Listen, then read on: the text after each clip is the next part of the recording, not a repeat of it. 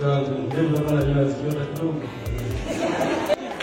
ndio nikinyolea mashine na nyoa kila baada ya siku moja. Mimi ndio nikinyolea mashine. Hizi mashine zinazonyolea mimi nanyoa kila baada ya siku moja. Nikinyolea hii dawa nanyoa baada ya siku 3 au 4. Haya wewe afya yako utakuwa nyoa baada ya wiki. Baada hizo zinamdana.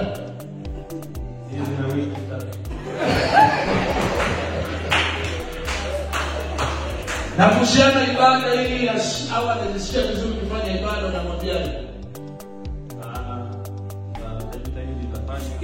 Sio kwa sababu ya anachoongea yeye jambo la msingi sana na pia mwenyewe unajua ni msingi kwa ajili ya kwa hiyo nitajitahidi kufanya. Mwambie mke wangu nitajitahidi nafanya ibada inayotakiwa. Mke wangu nitajitahidi kufanya ibada inayotakiwa. Haya. Mke wangu nisamehe.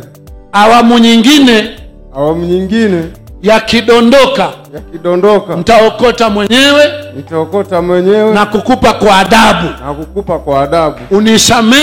Unisamehe na kwa mengine yote. Sasa nimeanza kwenye hivyo vitu sababu kwenye vitu vya muhimu hivi vidogo nilikuwa navikwepa sana, lakini baada ya kuona vya muhimu vidogo hivi tunaparuana sana sijui hiki na hiki. Hivyo nimeamua niweke sawa kwanza ndivyo na kupigia magoti pale mwambie ndevu na kuvaa utafanyaje kazi.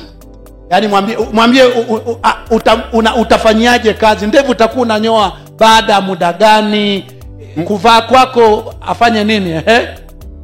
Mke wangu ndevu nitakuwa nanyoa kila wiki. Kila wiki nitakuwa nanyoa ndevu. 1. 2, kuanzia wiki ijayo kuvaa kwangu na badilika. Naomba nisamehe sana Majaso. Mstari wa 7 waraka wa kwanza wa Petro sura ya 3 anasema kadhalika ninyi waume, naam, kaeni na wake zenu kwa akili na kumpa mke heshima kama chombo kisicho na nguvu na kama warithi pamoja wa neema ya uzima, kusudi kuomba kwenu kusizuiliwe. Kitu gani umemfanyia cha kuonyesha unasuza moyo wake aone hujakusudia, umekusudia kwa baraka? Miongoni mwa vitu ambavyo navifanya na jitihada ya kuvifanya ni kumuumiza moyo wake katika yale ninayoyafanya. Kwa mfano, jambo lolote ambalo tunalofanya linalohusiana na maisha ya kawaida ya ndani, kwa mfano huwa labda namwambia, yani jambo lolote huwa anajiuliza, nikifanya labda tofauti huwa anajiuliza, sijakuumiza? Labda hiki kitu nimefanya sawa sawa, umejisikiaje kwenye hili? Kwa hiyo ni miongoni mwa mambo ambayo hata mwenyewe anajua, yani huwa namuuliza, yani kama nimefanya tofauti mwenyewe nikajisema hapa nimejibu vibaya, huwa namwambia mke wangu hapa nimeongea, umejisikiaje hapa? Anasema ni kweli. Nasema basi nisamehe. Yani mimi sioni haya kumwambia mke wangu hili nimekosa. Anaomba msamaha. Swali langu la kwanza ni unaitikaje? Huwa naitika naam. Swali langu la pili unamuitaje? Mara ya kwanza nilikuwa namuita mama Emmanueli. Lakini baadaye kuna wakati ulipokuwa unahubiri hapo unasema kwamba asiwepo mtu ambaye anamuita mume wake au mke wake baby au neno fulani vile. Nikawa namuita tu mtumishi. Unamuita tu mtumishi. Jambo la mwisho ulilolifanya utaka kumuonyesha nimekusudia kwa baraka kwenye maisha yako, umemfanyia nini? Ya kumfanyia ni warushie wananchi wao najifunza peke yao. Chama hapa natumia paka kufundisha paka jinsi ya kuinda panya. Kwa mfano hivyo ni vitu ambavyo ni asilimia kubwa huwa navifanya. Cha mwisho kikubwa. Cha mwisho kikubwa ni kwamba kuna wakati hali yake, kwa mfano alivyokuwa mjamzito, kipande kikubwa nilikuwa nikifanya kazi ambazo yeye alitakiwa azifanye. Mfano kufua nguo zake na nguo zangu. Kufua nguo zake. Kupika chakula hata kama mimi nimetoka kazini nimerudi nyumbani, lakini pia nahusika kupika ili tule chakula wote pamoja. Kwa hiyo ni vitu vingi sana. Asante sana. Twende maiki rudi kwa Yakobo hapo. Yakobo, Yohana. Unaitikaje? Mara nyingi huwa naitika naam. Jambo la pili, unamuitaje? Huwa namuita mke wangu au mtumishi au mama Ebeneza, na la tatu bosi. La tatu wao unamuita bosi. Ndio. Jambo kubwa unalojua na muonyesha nataka kuwa baraka kwenye maisha yako, lipi? Mara chache huwa najitahidi sana nifanye lile ambalo analipenda. Fanya lile ambalo analipenda. Ndio. Asante. Unaitikaje? Mimi naitikaga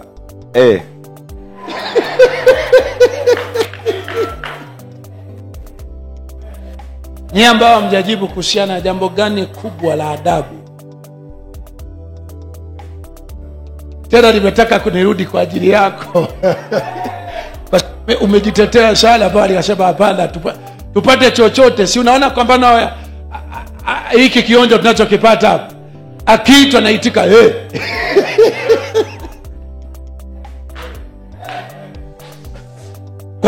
kwa hiki ulichokisikia hapa, kuitika kutakuwa ni huko? Hapana. Utakuwa ni kupi? Naam. Utakuwa naam.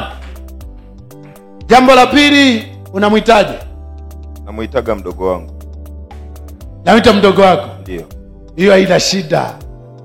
Ni namna ambavyo umefita. Jambo la tatu kubwa ambalo unaishi umelifanya karibuni, la kutaka kumuonyesha nimekusudia kuwa baraka kwenye maisha yako, umefanya nini?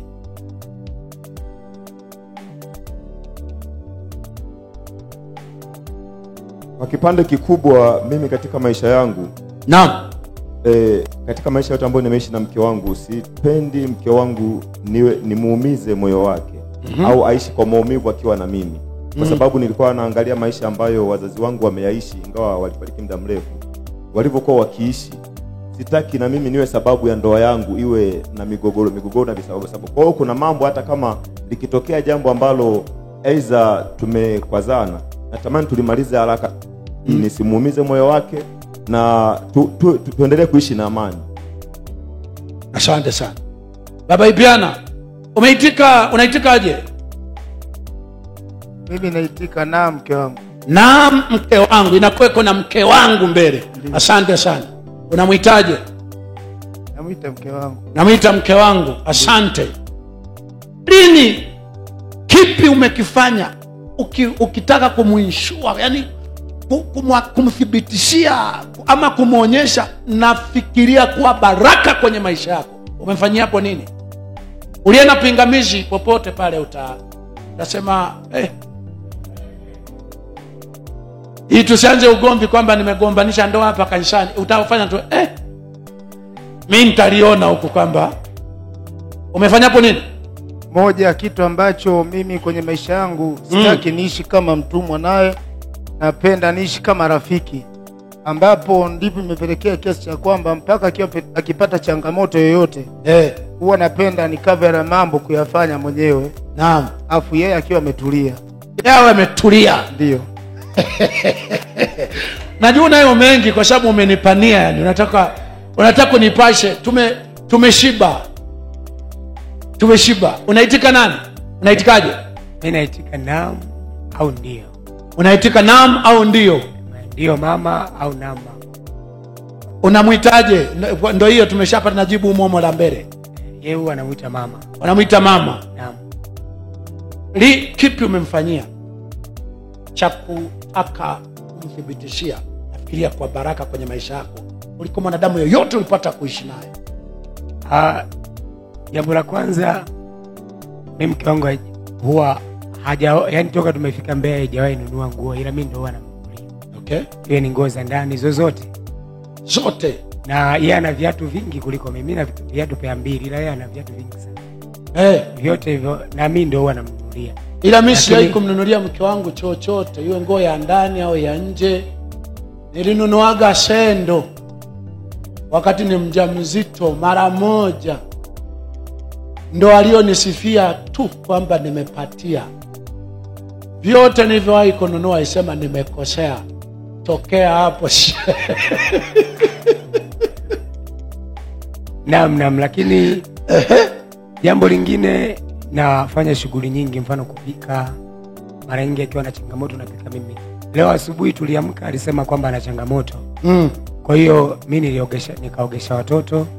Baada ya kuandaa, baada hapo nikawa nimempashia maji, nimempelekea bafuni. Alipooga basi na uzuri mtumishi Neema pia alikuwa shahidi. Kwa hiyo baada ya hapo alivyosema yuko vizuri, basi nikaambia ngoja mimi niende niwahi nikafundisha watoto. Ndio nikamwacha katika hali hiyo. Safi. Tunatumia paka kumfundisha paka ajue kuinda. Ambao hamjajibu hapa, nasubiri mjibu umefanya nini cha kuonyesha heshima kiwango cha juu. Naam. Unaitika nani? Huwa naitika naam. Unamuita nani? Pande usogeza maiki mdomoni. Huwa namuita mwanamama, ila kama ni jina la kiuni kuanzia leo naweza nikaacha. Huwa unamuita mwanamama. Ndio. Yaani ukijali sidhani kama la kiuni sio mlioko mjini. Mama la mama, mwanamama sio ndio mnaita huko. Nadhani linacheza huko. Kwenye mama la mama, mwanamama. Hiyo sidhani. Jambo gani kubwa la kumhakikishia kwamba nafikiria kwa baraka kwenye maisha yako kuliko mwanadamu mwingine yote uliyepata kuishi naye? Hivi kufanya hivi manake nimeshawishi sana muoe na kuolewa Uzuri sio dhambi. Mmeoa mmeolewa hakuna dhambi yoyote. Ila mkumbuke send off mimi napiga marufuku na masherehe napiga marufuku. Kama kuna mahali mnaona pamefunguliwa mlango au unaingia. Ndio, huwa namsaidia kazi, kwa mfano kufua nguo zake pamoja na nguo za watoto. Unamsaidia kufua nguo zake pamoja na za watoto. Asante sana. Baba Yohana, unaitikaje? Mimi naitika naam. Naitika naam. Ndio. Unamuitaje? Jina la kwanza namuita Magile. Jina la pili namuita mke wangu.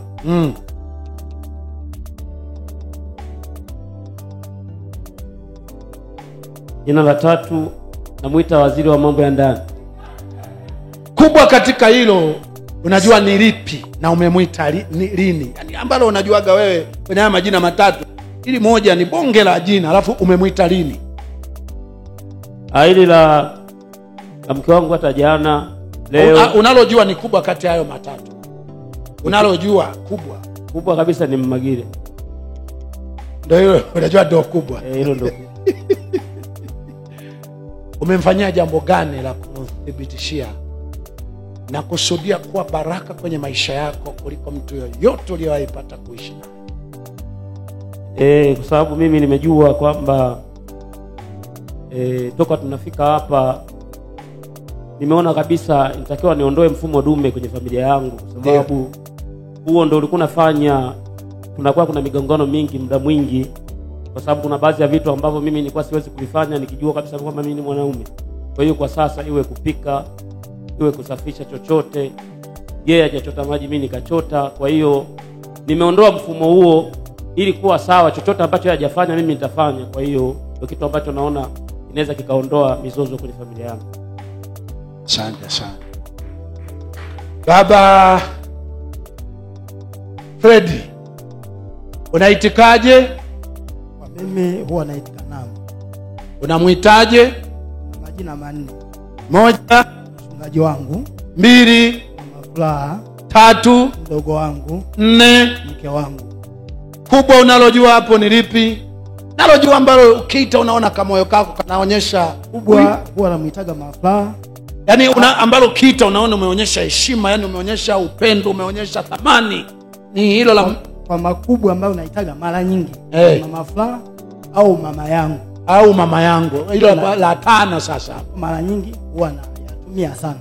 Jambo gani ulilolifanya unalojua nataka nimhakikishie, nafikiria kuwa baraka kwenye moyo wako na kwenye maisha yako ever before? Yaani hakuna mtu ambaye kuwa hivyo kwenye maisha yako. Kwa mimi sio jana wala juzi wala mwaka uliopita. Shughuli zote, neno shughuli zote anazofanya mwanamke ndio huwa ni za kwangu mimi. Awepo asiwepo, hata akiwepo na nafasi kuosha vyombo, iwe kudeki, kufua nguo zake, kuogesha watoto, hivyo vyote ni vya kwangu mimi, sio vya kwake. Ndio vitu tunavyofanyaga. Alafu ni mtu ambaye napenda kuishi kama mtu na mdogo wake, sio watu kuwa kazaliwa na nani. Hilo nishalifuta mimi kwenye maisha yangu. Baba elibariki baba. Baba elibariki. Unaitikaje baba? Huwa anaitika naam. Unaitika naam. Au siku zingine kijisahau unasema Yaani nilitaka kurudi kwa mke wako baba. Nilitaka kurudi kwa, yaani wewe kusema unaitika naam. Yaani katika wote unauliza wewe nilitaka kurudi kwa mke wako. Huwa mara chache. Ya naam huwa sio sana. Ya naam sio sana. Ila yenyewe original ni wakati mwingine nikiwa busy ndo nasema Usipokuwa busy unaitikaje? Naam. Anajua. Unamuitaje? Maelisha. Mama Elisha. Ndio. Nini umemfanyia ambacho moyo wako umesema nataka kwa baraka?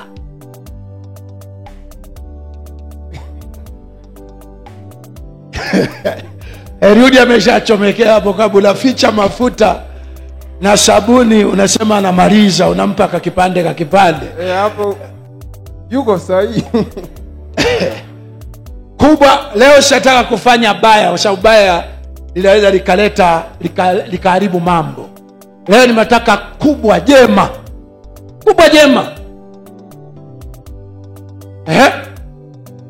Ndio nishamfanyia kufariji moyo.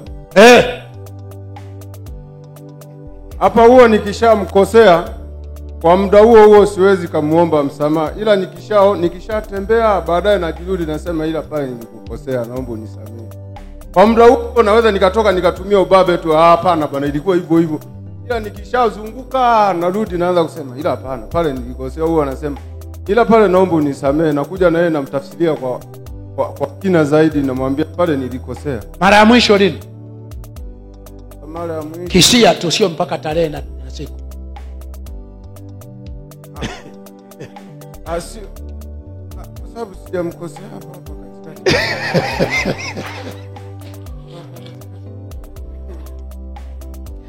Kisia sasa ni mwaka juzi, ni mwaka jana, imekuwa siku nyingi. Kisia mwaka jana, mwaka juzi, mwezi uliopita. Kama miaka miwili. Kama miaka miwili iliyopita ndio uliwahi kumfafanulia kwamba pale nimekosea. Sio muda mrefu. Kwa sababu mafuta wewe na sabuni ulikuwa unaficha miaka miwili haijapita. Ndio. Haya hayakuwa makosa.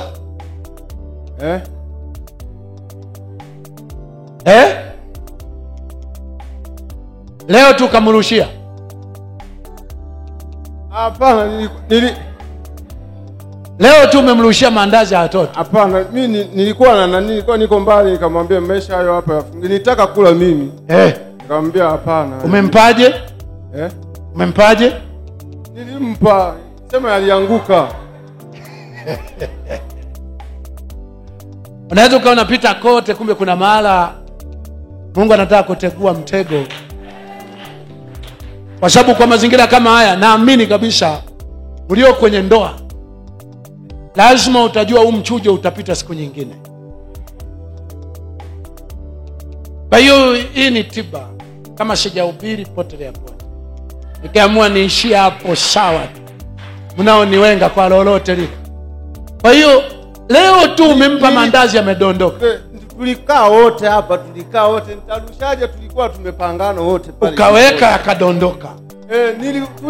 Sasa kama nimemrushia, nitamrushaje? Tulikuwa wote wawili. Sawa tu, ukaweka yakadondoka.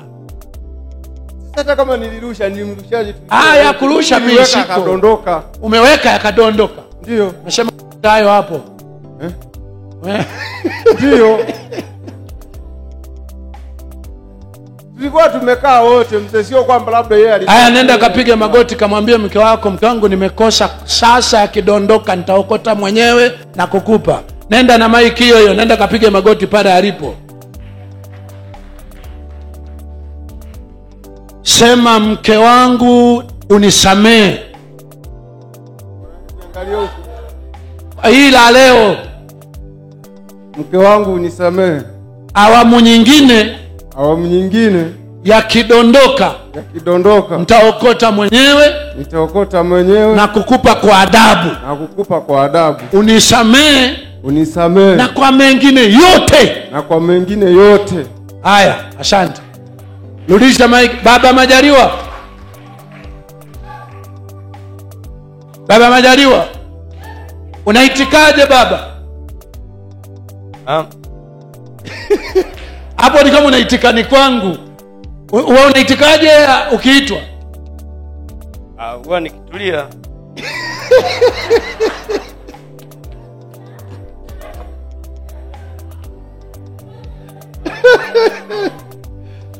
Ukitulia?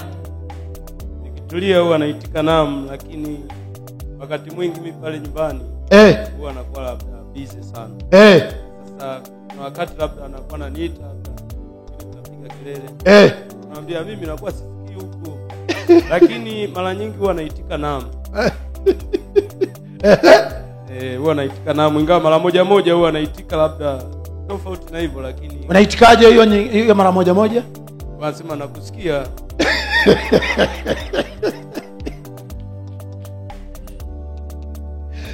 Unamwitaje? Yeye huwa anamuita mke wangu. Wakati mwingine namuita tu Shukuru, lakini mara nyingi huwa anamuita mke wangu. Mara mwisho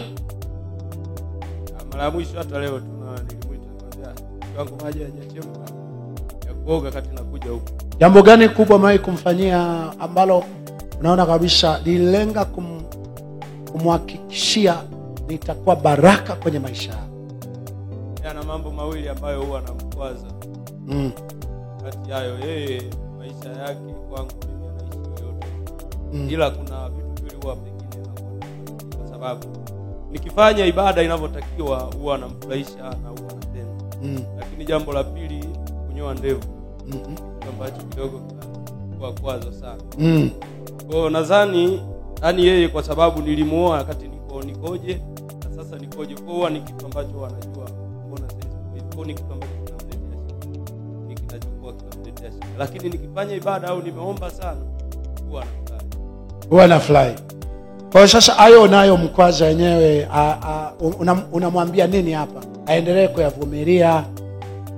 Wewe ni huyo, hizo ndevu utakuwa hivyo, atake asitake aendelee kuvumilia, ama na la ibada utakuwa unafanya ili awe na uhakika, ama unamwambiaje? Hebu fanya hivi, pita hapo, nenda pembeni yake pale, kamwambie yeye mwenyewe. Ukiwa umepiga magoti,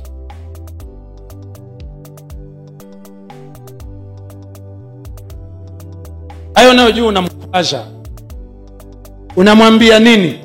Hebu mwambie na sisi tusikie. Sogea huku, sogea huku, alafu piga magoti ili kamera hiyo inakuona. Piga magoti,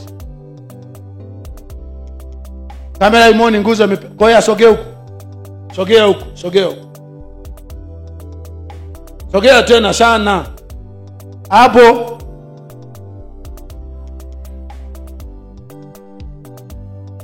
Haya, hapo. Unamwahidi nini kuhusiana na ndevu kama anakwazika? Unamwahidi nini? Naahidi nitakuwa nanyoa.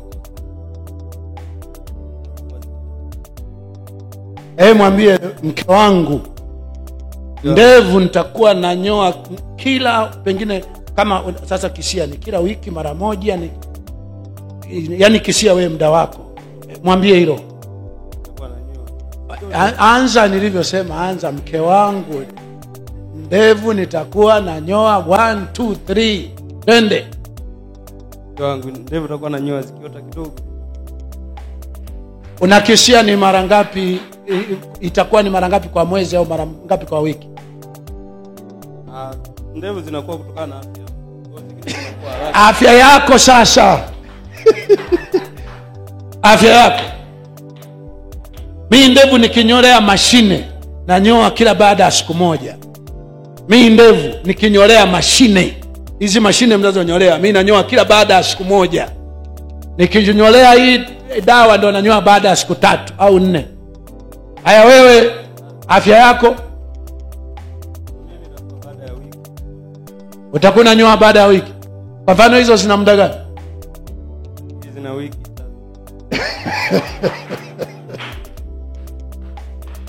Na kuhusiana ibada ili ya au anajisikia vizuri ukifanya ibada, unamwambiaje? Hiyo kwa sababu ya anachoongea yeye ni jambo la msingi sana, na pia mwenyewe yangu. Mwambie mke wangu nitajitahidi nitafanya ibada. Mke wangu nitajitahidi kufanya ibada. Haya. Baba Amoni. Baba Amoni, unaitikaje? Naam. Hilo lazima tukonfirm. Ndio kweli?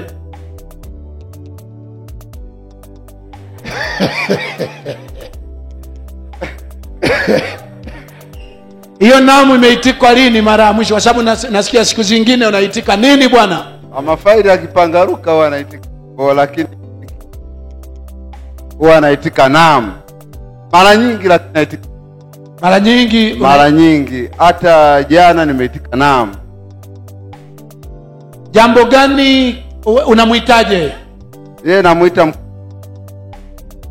hayo mawili tu, mke wangu au mama J. Unamuita mke wangu au mama J? Mama J. Ndio. Jambo gani kubwa unajua umemfanyia?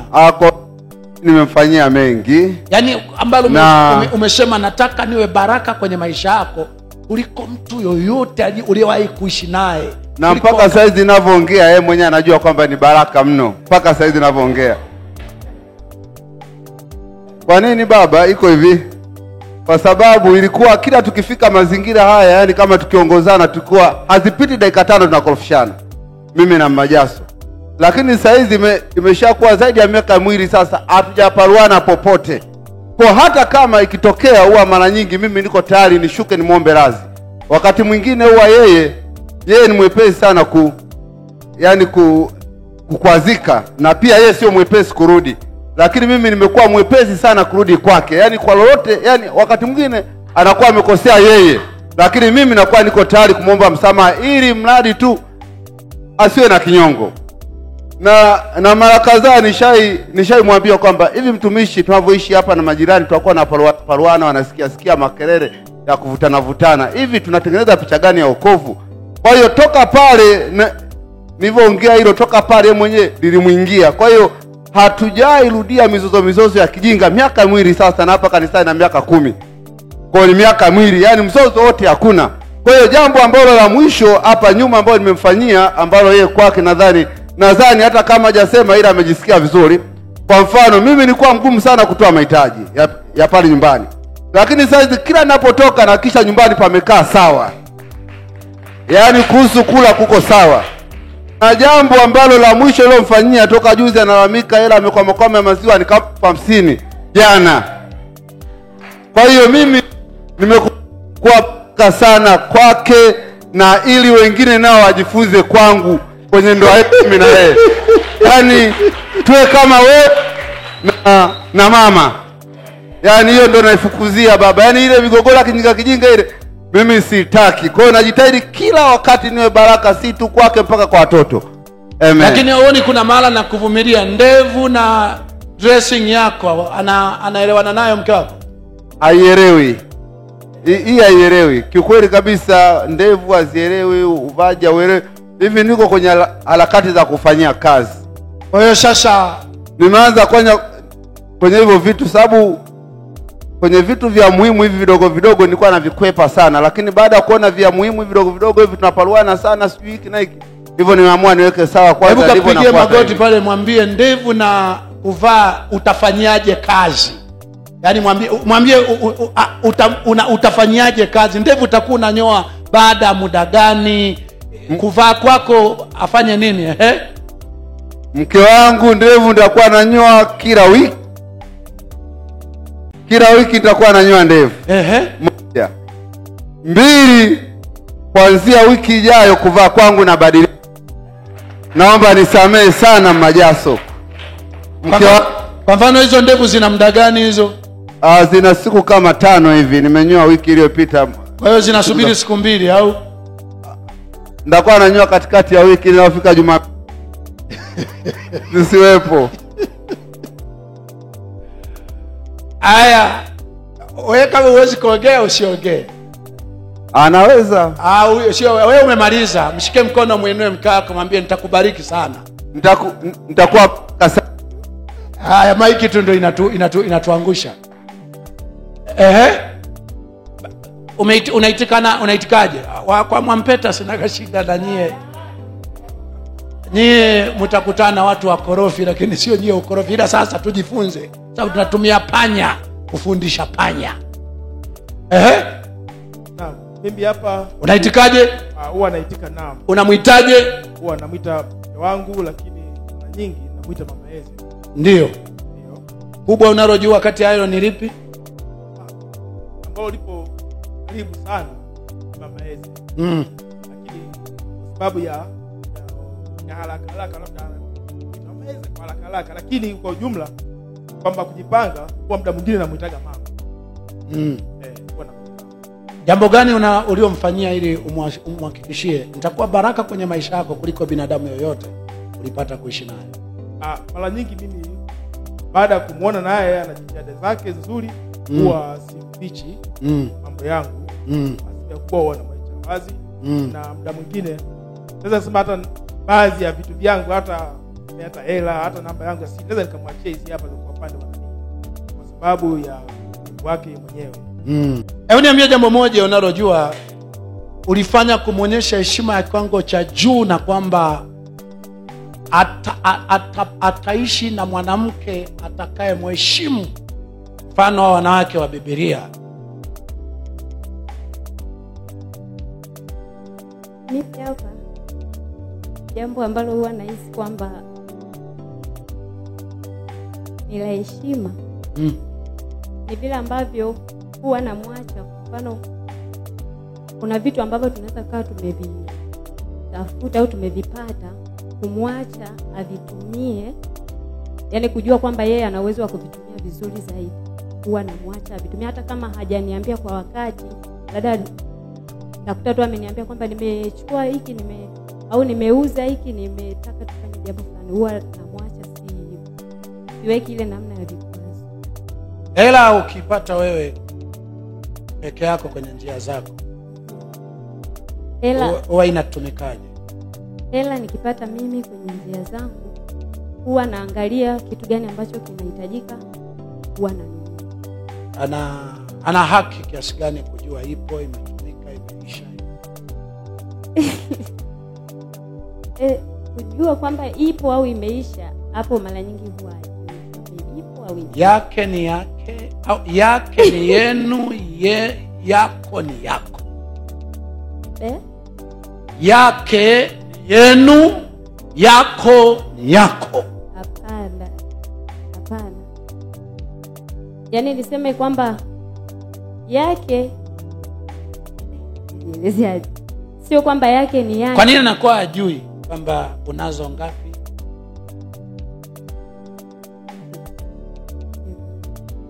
Vita. Haleluya, haleluya. Haya. Yanatosha.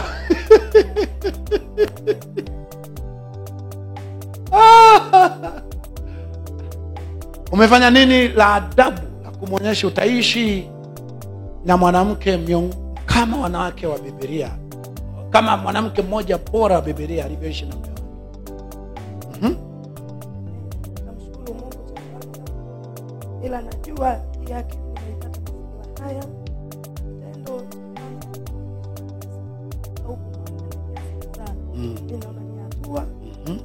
Alafu cha pili, uweza kufanya hatua ya kusema nitanunua chakula kwa pesa yangu bila wala si kwa manunguniko wala si kwa kusema ni kwa moyo wote. Lakini nasema huko mwanzo nilishindwa, ni kutokana na mazingira haya niweza. Naongeza swali. Yaani hayo ni kama unajitoa kwenye kile ambacho chako kilikuwa chako. Kitu ambacho unajua umemfanyia, umemsemea, umemuongelesha cha adabu. Kwa adabu, yani kwa adabu. Yani kuongea naye hivi. Yani kumwambia jambo kwamba kuna kitu namuelezea, kuna kitu namfafanulia, kuna kitu namtaarifu kwa namna ya kwamba awe na imani na wewe sana, ajue unamheshimu sana, ajue utakuwa baraka sana kwake. Mimi bila shaka najua vile ninavyofanya, yeye mwenyewe anatambua. Kwambie sisi tuko hapa kujifunza, kule nyewe mmeshajuana.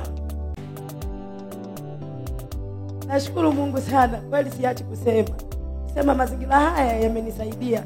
Yaani mimi hata kitendo kusema nimetoka Kabwe nimemnunulia hata shati, nikasema nimekununulia nguo hii hapa, mimi naona ni jambo kubwa sana. Aisa nimetoka Kabwe na sasa nimekununulia koti hili hapa, mimi naona ni jambo kubwa sana. Kwa nini kule nyuma nilikuwa sifanyi hivyo? Ndio maana mazingira mengi waka nasema kama sio ibada mimi haya nisingefanya. Hata yeye ni shahidi. Mimi bila ibada hata kuleta mahindi ndani nisingeleta. Lakini unakuta naleta mahindi ya mwaka mzima aiza ndaleta mchele wa kutosha tu, sio wa siku chache. Ambapo nakuta akili hiyo sikuwa nayo. Najua nimeipata kule kanisani. Mazingira haya mimi nasemanga hata kama nasuasua, lakini kuna mahali huwa najikumbusha mwenyewe. Hata kama ndasuasua kwa jambo lolote, lakini sio nikumbushwe na mtu tu. Hata mimi mwenyewe niseme angalia nilikokuwa na leo niko wapi. Na sababu ni nini? Mazingira haya yamekuwa sababu ya kufanya vitu vingi, sio vichache. Amen. Iruke tu hapo yende kwa Mary, sababu eti siruke kwa Tuma. Umefanya nini cha kuonyesha utamheshimu sana mithili ya watu wa Biblia?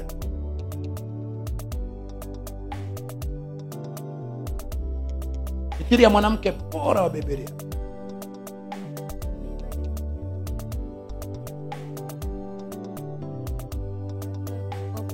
Pia bado sijafikia. Napambana.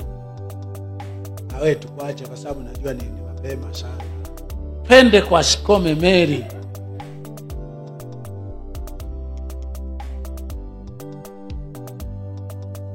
Kwanza kabisa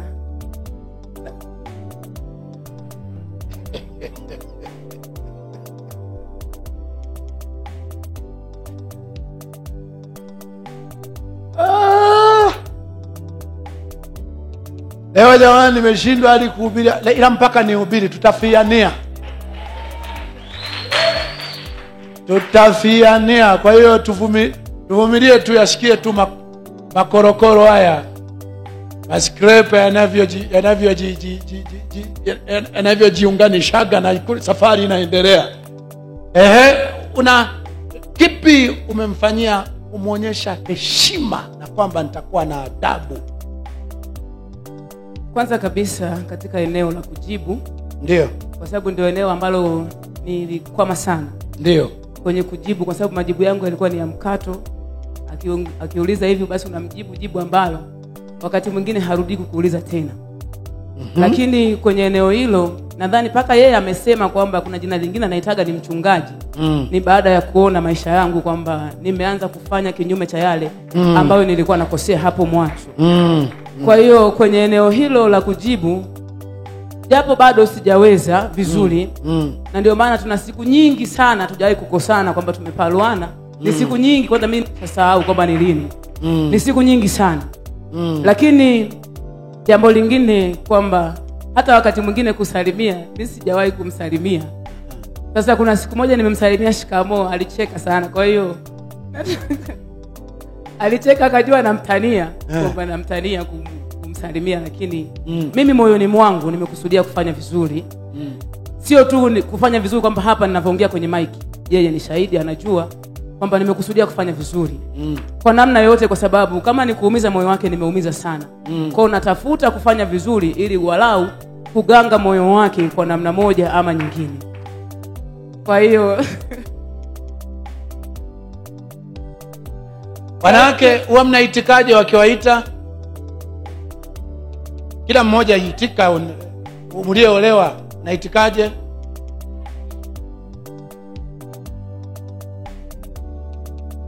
Kila mmoja itika, yani nisikie. Ndio. Haya, wangapi huwa mnasalimia na mnasalimiaje? Wangapi huwa mnasalimia mkikutana? Mimi mke wangu hawezi kunyosha, sasa mimi mwenyewe sina kazi nayo. Sina kazi nayo.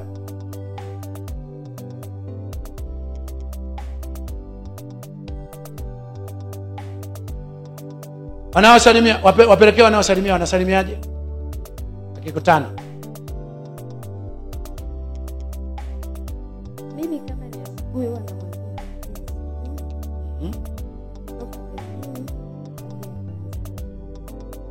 Sara,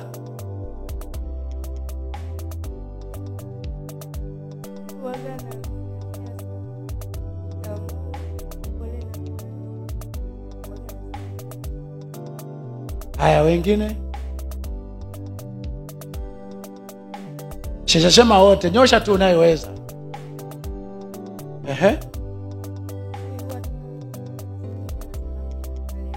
haleluya mtumishi.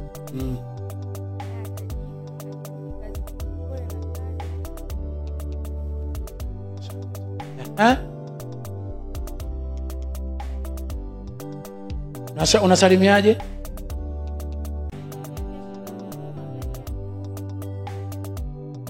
Unasalimiaje?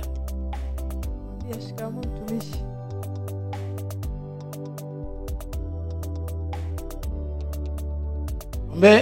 Unasalimiaje?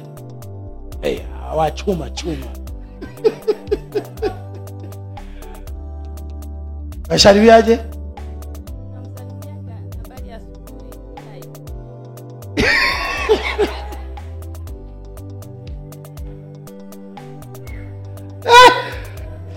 Obedi, unamsalimia.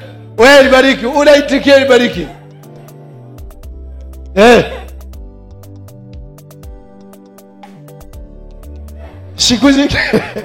Siku zingine sio kila siku siitikiagi. Siku zingine naitikia, siku zingine unakuta umechoka afu na wazo nataka kwenda kazini. Huku yanaongezeka na mengine. Salamu kwa nayo ni mengine. Urudishie Obedi kule. Unasalimuje? Mimi wanasalimia Kiruga Mapembero Bagrego. Mapembero ina maana gani?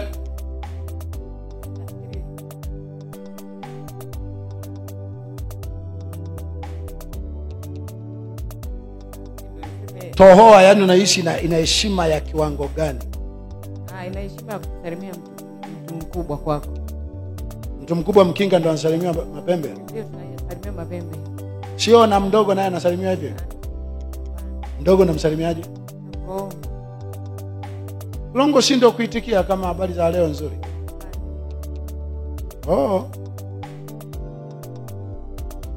Haya, asante sana.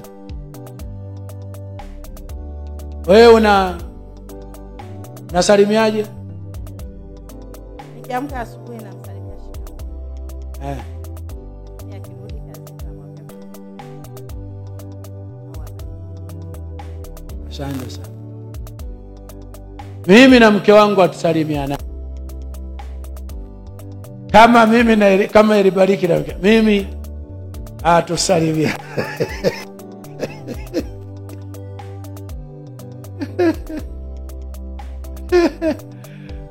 sababu niliyo nayo si mzuri wa kusikia changamoto.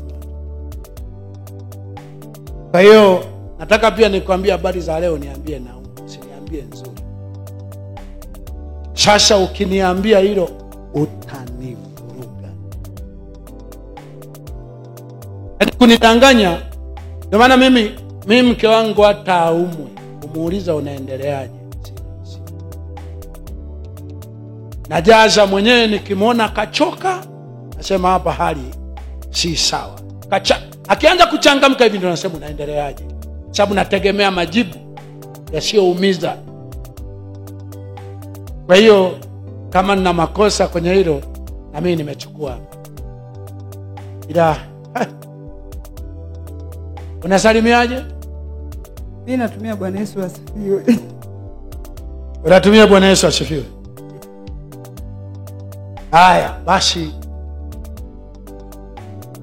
mwenye kuokota ameokota. Majasho si wewe ulisema likataa.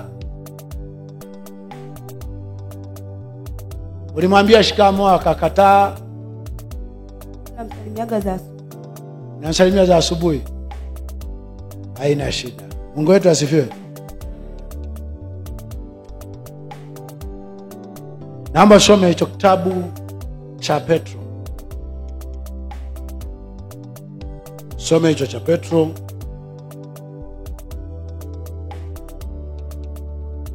Sura 3 mstari wa 4.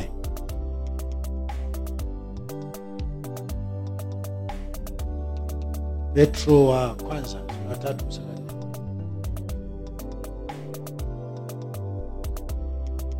wa 4. Sio wakati wote tulage makande, tulage bisi. Hadi mwingine mnakula tu biskuti. Waraka wa kwanza wa Petro sura ya 3 mstari wa 4 anasema. Ndio. Bali kuwe utu wa moyoni. Hebu rudi mstari wa 3. Mstari wa 3 anasema. Ndio. Anzia 1. 1 anasema. Ndio. Kadhalika ninyi wake. Ndio. Watiini waume zenu. Naam. Kusudi. Ndio. Ikiwa wako wasioliamini neno. Ndio. Wavutwe kwa mwenendo wa wake zao. Naam. Pasipo lile neno. Naam. Wakiutazama mwenendo wenu safi. Ndio. Na wahofu. Naam. Kujipamba kwenu. Kusiwe kujipamba kwa nje. Ndio. Yaani naam, kusuka nywele. Na kujitia dhahabu. Na kuvalia mavazi. Naam. Bali kuwe utu wa moyoni. Usioonekana. Katika mapambo yasiyoharibika. Naam. Yaani roho ya upole. Naam. Na utulivu. Iliyo ya thamani kuu mbele za Mungu. Kwa nini? Maana hivyo ndivyo walivyojipamba wanawake watakatifu wa zamani. Naam. Waliomtumaini Mungu na kuwatii waume zao. Kama vile Sara alivyomtii Ibrahim. Naam. Akamwita Bwana. Nanyi ni watoto wake. Mfanyapo mema. Wala hamkutishwa kwa hofu yoyote. Bwana asifiwe. Kadhalika ninyi waume, malizia nalo ile wanataka nalo. Mstari wa 7 waraka wa kwanza wa Petro sura ya 3 anasema. Kadhalika ninyi waume, naam, kaeni na wake zenu kwa akili na kumpa mke heshima kama chombo kisicho na nguvu na kama warithi pamoja wa neema ya uzima. Kusudi kuomba kwenu kusizuiliwe. Ili kaisha kwa vijembe hili. Yaani kila eneo lina kazia sawa sawa. Kusudi kuomba kwenu kusizuiliwe. Sasa unisikilize. Imani ni kautumwa mapambo kwamba ni dhambi. Mimi niligusa roho nyuma ya mapambo kwamba nyuma ya mapambo lazima we ni malaya. Sasa ukigusa ni malaya, pale yule binti kaolewa na watoto. Kwa hiyo manake kilichofanyika pale, nilifungua macho ya mume wake kwanza kuangalia nyuma ya mtu huyu. Mchungaji leo kanijulisha, ukiona mtu anajipamba hivi michepuko ni uhakika, manake mume alibadilisha mtazamo. Alipofika tu akamwona, akasema umetoka wapi? Naomba simu yako tuone. Akajua mchungaji huyu mume wangu kaishasikia mahubiri ya yule jamaa. Na kwa hapa, ili kurudisha imani, inawezekana kabisa kurudisha imani kwa huyu mwanaume ni kuachana na haya, kwa sababu haya ndio yanaonekana ni chanzo.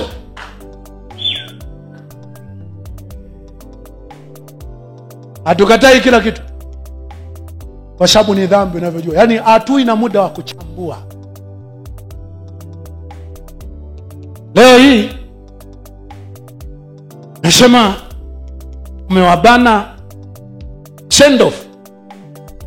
Kawaulize PCG wote walioshangilia juu ya mapambo. Wengi ni marehemu. Wengi wako vilabuni. Waishaacha kitambo. Sio dhambi, sawa. Wapo waliojipamba, sawa. Lakini kwa nini usichukue picha bora zaidi ya waliojipamba kwa namna bora zaidi, ambayo akina Sara walijipamba kwa upole, kwa utulivu wa kujibu, utulivu wa kufanya maamuzi, utulivu wa kufanya, na kwa adabu ya kuwaita waume zao bwana.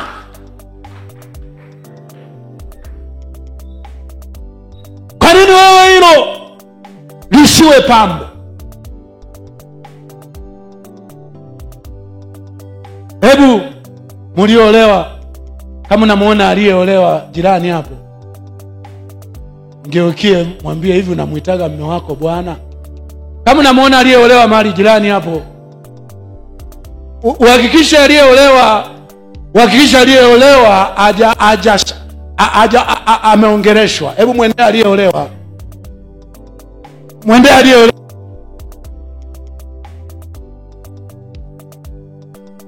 Hata wewe uliyeolewa mwendee aliyeolewa, kwa mshikae. Yaani hebu pande huu simameni. Sasa naona, hebu nenda kamwambie, unamuita mume wako bwana? Unamuita mume wako bwana? Umewahi kumuita mume wako bwana? Umewahi kumuita mume wako bwana? Mwambie kama haujawahi. La mwisho ulilowahi kumuita la heshima sana. Ulimuitaje? Sasa akujibu, alafu utuambie kwenye maiki. Sababu hilo lazima ujibu. Na siku ambayo usije ukanitania, kwa sababu siku nyingine nitawakata makofi, wakati najua maaskofu wanawasubiri kwamba mchungaji anapigaga makofi. Kwa hiyo hilo jibu na tutalisikia kwenye maiki. La mwisho ulilowahi kumuita ukajua hili ni la heshima, ulimuitaje? Nataka, mbona amumuulizi mke wa Ima pale ametulia peke yake? Kama mmeshamuuliza, wameshakuuliza umemjibu nani? Umemwambia nani? Umekwambia?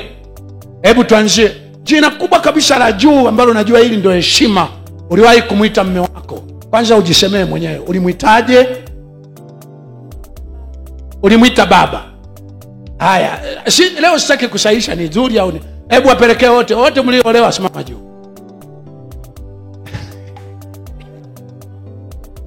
Wote mliolewa simameni juu. Hapa najaribu kutoa shingo maza. Wote mlio ndani tokeni nje. Tokeni nje. Wote mliolewa simameni juu. Ombeni.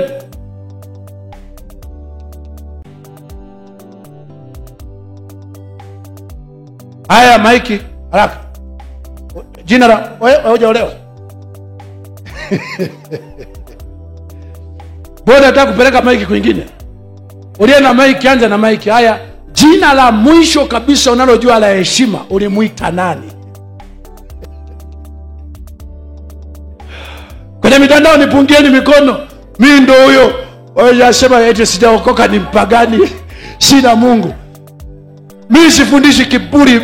Mimi nakurudisha kwenye Biblia ilikokuwekwa, hata kama mtaondoka hapa kanisani, pumbavu zenu mlijileta wenyewe. Nendeni, mmekuja na upepo shereka, nendeni na upepo shereka. Jina la mwisho la heshima. Uliomwita mume wako ulimwita nani? Mtumishi.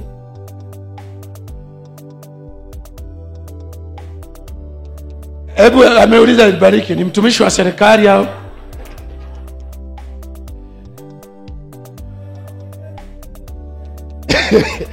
Simameni. Haya, wewe ni ndoa kweli, ni ya juzi, lakini jina la juu kabisa ameitwa nani? Yaani la heshima ameitwa nani? Umeitapo nani? Mimi niliita mume wangu. Juzi tu hivi ameanza kuitwa mwongo. Mume wangu. Nataka kusema la juu kabisa umeita mume wangu. Ulipambana kweli yani. Siku challenge, nataka tu lolote. Uliita mbwa. Kwanza naomba mawili. Ulilowahi kujua umeita la chini kabisa? Hilo achana nalo, hilo nitaleta kesi. Hebu tuende la juu kabisa, la juu. Uliwahi kumwita nani? Bwana Yesu asifiwe. Hakuna cha Bwana Yesu asifiwe, ishasifiwa. Asante. Asante Baba kwa kunatulea. Lakini ni mimi kwa ukweli wangu. Kuita Bagile niliwahi ita, kuita baba niliwahi ita. Kwa majina mengi. Baba mara mwisho lini?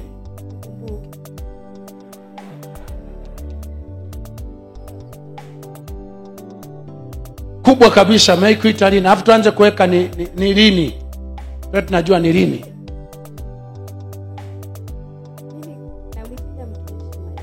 Unamwitaga hilo ndo la mwisho kabisa.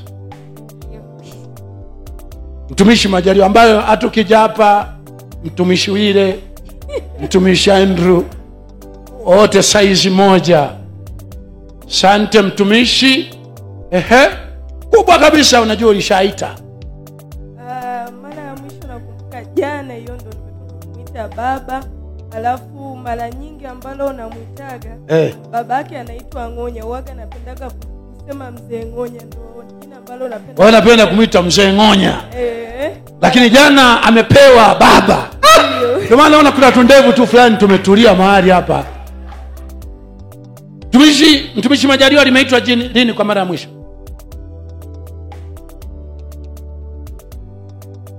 Limeitwa lini kwa mara ya mwisho?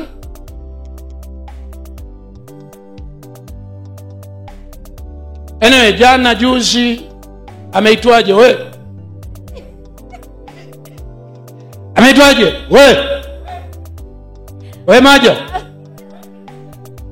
Au nikusogea tu kimya kwanza kuelekeza lile jambo, kwa sababu penye kuita pana jina gumu litaitwa hapo. Kwa hiyo nikufika tu kimya.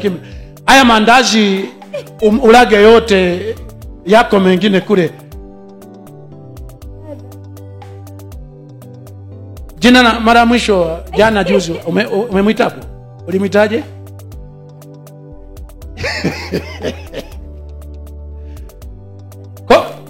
Kwa kuna maji mahali, kuna kitu umemwita dadi tusikie. Umemwita nani? Siku ya jana umemwita baba. Na mara nyingi ndio huwa nalitumia. Wewe umeokoka, mtu wa Mungu wewe. Mara mwisho umemwita nani? Mara nyingi huwa natumiaga neno baba. Jana nimeita mume. Jana umeita mume wako jana. Safi. Namwitaga nani mara mwisho umemwita nani? Mara ya mwisho nimemwita mume wangu. Umemwita mume wako. Lini hiyo? Jana. Mara ya mwisho umemwita nani? Unamwita baba yako. Umemwita lini mara ya mwisho? Lini umeita baba yangu mara ya mwisho? Leo asubuhi umeita baba yake. Safi bwana, safi. Lea, au unajua hapa wewe sio muumini kwa sababu huko majuu. Majuu ya wapi? Majuu kwangu. Umemwita nani jina la mwisho? Ankosea, kakaosea. Umeita lipi mara ya mwisho?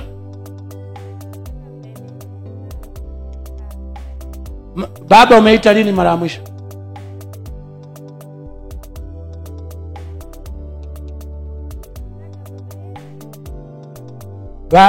Baba tu peke yake. Baba yetu ni baba wa wazazi, watoto wengi. Baba peke yake umeita mara mwisho lini? Ujui. Kwa tubaki na la baba Ebeneza. Unamuita nani? Umemuita lini? Lini? Kubwa la mwisho ndio kubwa. Ni mtumishi kama watumishi wengine tu tulio nao humu. Kubwa la mwisho umemuita lini? Umeita lini? Mwisho nimemuita Baba Ebeneza. Kama akina baba wengine walivyozaa barabarani humu. Mara mwisho umemuita lini? Umemuitaje?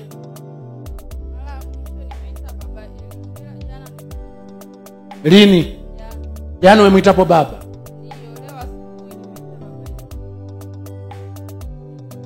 Mara mwisho. Alafu swali lingine mjiandae la pili.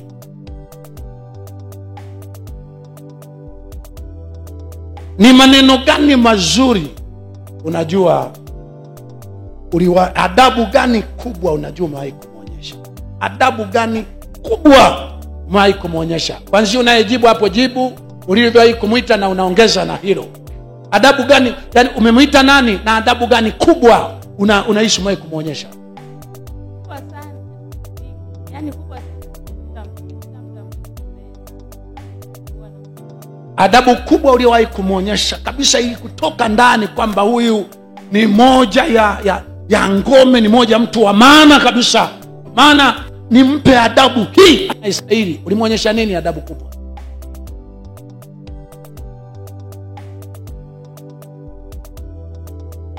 Ni nyingi na labda moja tu, yani hitaji nyingi. Ni mtumishi wa Mungu mimi. Juzi. Yeye mwenye alishangaa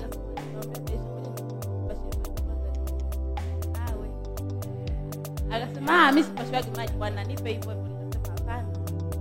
Wewe kwani unapashaga? Nikasema hapana, ndio nimeanza leo. Safi sana, safi sana. Safi. Jina kubwa ukinitajia kwenye kanga. Jina kubwa ni ambalo nimemuita la mwisho Babaji. Babaji. Hilo ndo kubwa la mwisho. Ndio. Adabu kubwa. Adabu kubwa. Hela ya ada huwa silipi mimi. Nikipata hela nampa yeye, ndo analipa. Haya, nashukuru.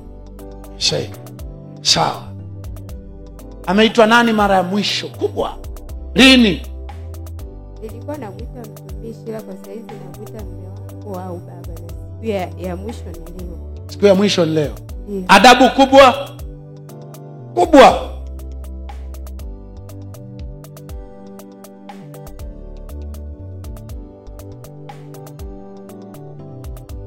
Ndio uzuri wa kuwa mwishoni, kwa sababu Mary hapa anaomba nisilete. Kwanza hata hivyo mnanichelewesha. Nataka ningehubiri nianze kuhangaika. Kwa hamna adabu yoyote ulionyesha siku karibuni hapa. Uko mbali, ila leo anakuja. Leo anakuja. Adabu yoyote uliomuonyesha akiwa mbali kwenye simu? Huwa nampa pole. Huwa nampa pole na kazi. Haya. Mtu wa mazoezi.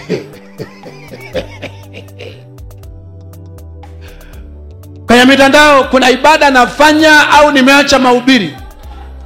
Kwenda zenu, kuna maaskofu kule wanawasubiri watawapigia simu baadaye. Kwenda zenu.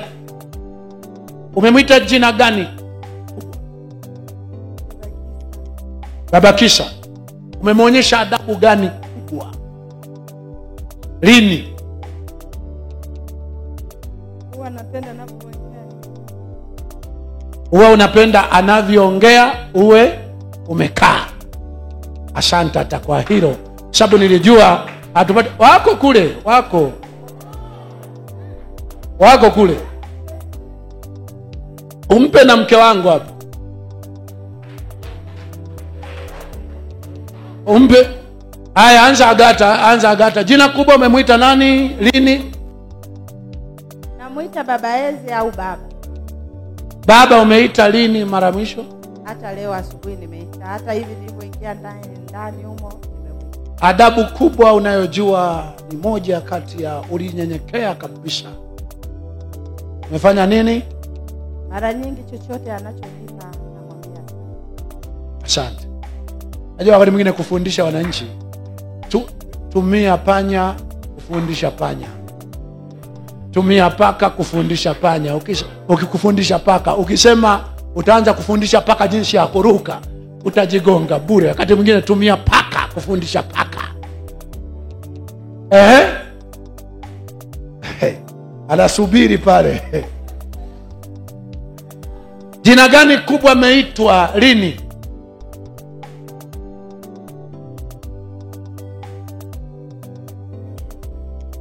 Bajasa. Hilo ndio jina kubwa liloitwa. Nikimuita mume wangu anasema namtania.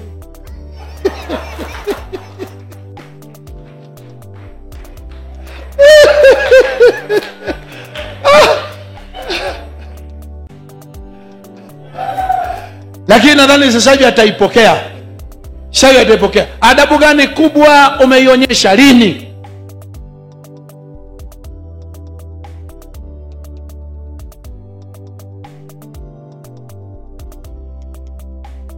Kumwandalia chakula mezani kwa sababu ilikuwa sio kawaida yangu. Lini kumwandalia chakula mezani? Hata jana. Juzi zote hizi.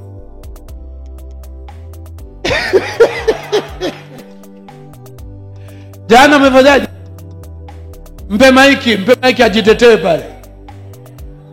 Alafu mwanaume yoyote mwenye pingamizi juu ya jibu lilojibiwa. Jana aliweka maziwa akuweka maziwa kwenye kikombe, kwa hiyo aliweka kwenye nini? Maziwa kwenye kikombe. Aliweka kwenye nini? Alikuwa kwenye vile visoft ambazo anauza. Kwa hiyo mwanamke wewe ndio utoboe kwenye kisoft uweke kwenye kikombe. Mpaka mara mwisho nikamwambia umenivunja moyo kweli tu. Kwa kweli una haki ya kulalamika. Mama Jason, ni kweli? Ni kweli baba, lakini niliomba msamaha usiku ule ule.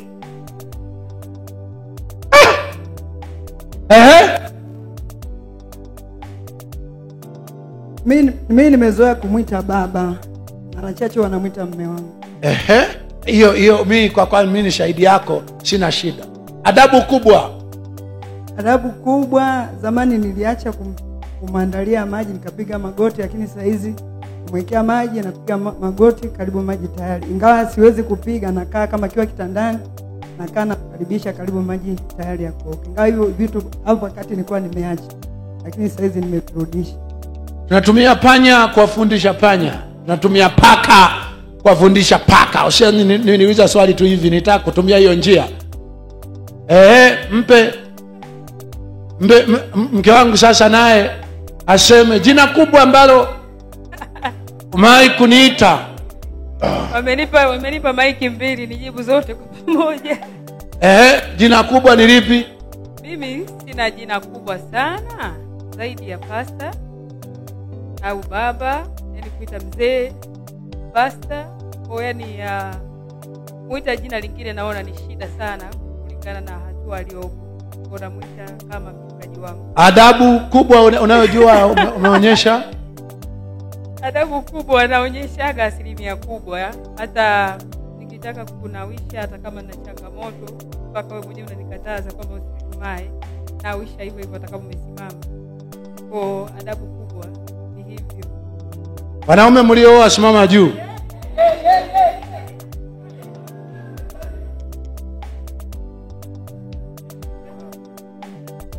Ukiitwa na mke wako unaitikaje? Na maswali yangu ni mawili, moja nataka kunipotea.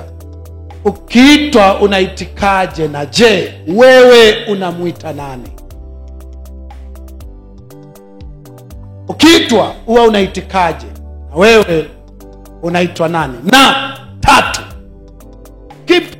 kikubwa cha kutaka kugusa moyo wake umekifanya lini? Mimi kimsingi, haya, ukiitwa unaitikaje? Nikiitwa naitika na mke wangu. La pili nimesemaje? Unapomwita unamwitaje? Napomwita mimi namwita mke wangu. Updates za mbinguni, miongoni mwa yaliyomo moyoni mwa Mungu leo.